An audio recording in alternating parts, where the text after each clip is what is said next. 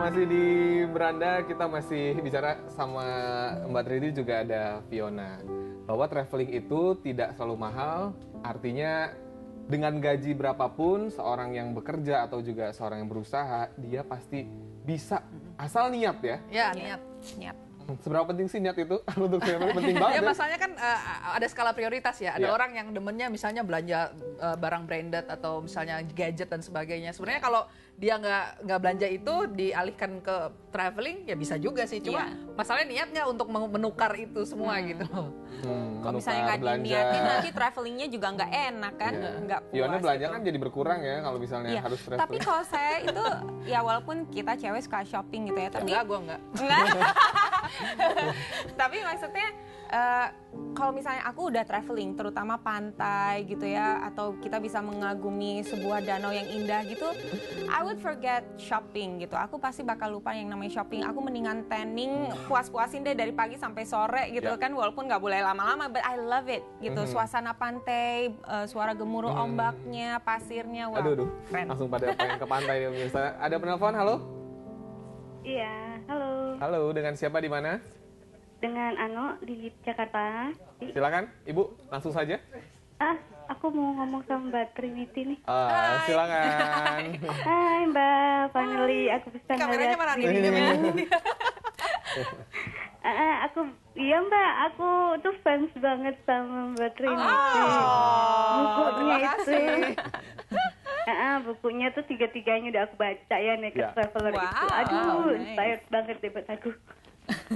Gimana komentarnya? Aku mau nanya aja Mbak Trinity, gimana sih kalau mengenai kendala bahasa ya, kayak ke negara yang Cina, Thailand gitu kan, nggak bahasa Inggris tuh gimana tuh Mbak?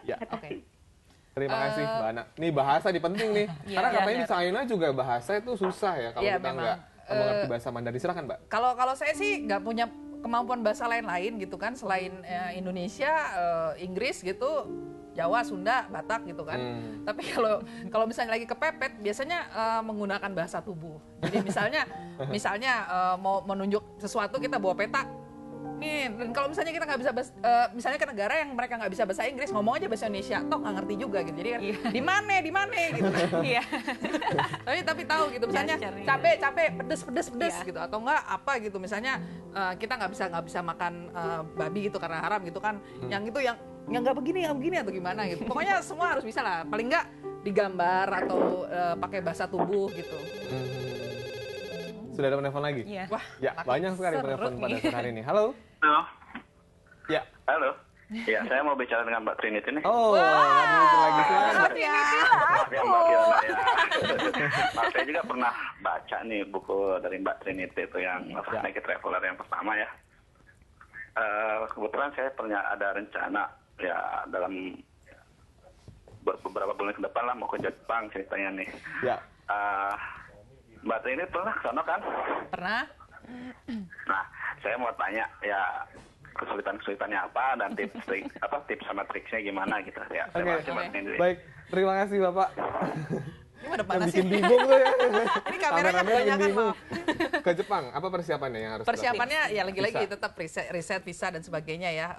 Sebenarnya ke Jepang juga nggak mahal-mahal seperti yang saya bayangkan sebelumnya gitu. Asal ya kita mau murah ya. Jadi sebenarnya kalau jalan murah itu mental sih masalahnya. Kalau mau murah ya udah nggak dapat macam-macam gitu. When you pay peanut you get monkey gitu kan. Jadi kalau di sana ya kita masih tetap bisa nginep di hostel. Udah gitu kalau makanan yang murah itu juga biasanya di kayak convenience store gitu. Jadi kayak minimarket dia jualan makanan yang sudah di box gitu. Jadi itu murah dan gampang gitu kan. Terus juga minuman semua udah ada di vending machine, tinggal masukin koin keluar gitu kan. Tapi kalau misalnya untuk segala macamnya, kalau misalnya belanja-belanja ya memang masih agak mahal. Tapi misalnya kita mau suka sushi atau apa gitu, di sana memang harganya malah bisa lebih murah daripada Indonesia dan kualitasnya lebih bagus. Gitu. Tapi ya tadi anggapan tadi ya bahwa Jepang juga tidak selalu mahal. Tapi malah kaget tadi ketika mendengar ke Raja Ampat malah lebih mahal gitu. Kalau Fiona sendiri ngerasain nggak sih kalau Indonesia mungkin masih sekitar jauh, mungkin masih bisa murah gitu ya. Tapi kalau di timur sana agak lebih mahal gitu. Gimana Fiona? Memang berasa sih, kayak misalnya contoh waktu itu saya pergi ke Pulau Belitung gitu. Nah Pulau Belitung aku pikir kan deket juga gitu kan, toh Sumatera juga. Tapi untuk flightnya mahal gitu. Terus kemudian akses, misalnya kita udah dari mendarat gitu kan, terus mendarat kita mau ke Belitung Barat misalnya, atau ke Belitung Timurnya gitu kan, itu akses menuju ke sananya juga nggak ada gitu. Even bus atau angkot gitu nggak ada, ojek pun nggak ada, kita harus sewa mobil gitu. Jadi itu salah satunya gitu. Mungkin di beberapa daerah di Indonesia pun aku pikir semuanya begitu ya, kecuali pemerintah pariwisata setempat itu sudah memikirkan akses fasilitasnya gitu. Kalau yang enggak ya otomatis kita harus sewa mobil mungkin atau apa, kan kita nggak pernah tahu gitu kan ya. Sudah ada penelpon lagi. Halo. Ya, halo. Halo. Dengan Ibu siapa di mana? Silakan, Bu. Halo Ibu Lia. Silakan Ibu. Aku mau nanya dengan Mbak Trinity ya. Ya, silakan. Gini, kalau negara-negara Eropa Timur kan itu kan sekarang untuk dapat visanya itu harus Schengen. Saya pernah apply itu waktu mau ikut tur gitu ya. Itu melalui kedutaan besar Polandia gitu ya. Itu kan agak sulit ya Mbak. Nggak di-approve jadinya Ibu ya? Nggak disetujui? Iya. Oke. Soalnya sekarang kan ini di Schengen ini kayaknya macam-macam gitu ya. Dia punya persyaratannya ya. Gitu Ya, loh. itu saja, baik, terima kasih Bu. Kami sudah menangkap pertanyaan Anda. Nah, ini dia udah apply visa Schengen ternyata tidak disetujui karena mungkin ya tadi persyaratan atau gimana nih Mbak? Ya itu, kalau misalnya setuju atau nggak disetujui visa cuma petugas visanya sama Tuhan yang tahu gitu. Saya juga nggak tahu kenapa kan. Tapi memang biasanya pertama syaratnya nggak lengkap. Kedua mungkin pasportnya masih baru dan nggak ada record apapun pernah keluar negeri. Itu ngaruh juga? Ngaruh juga. Oke.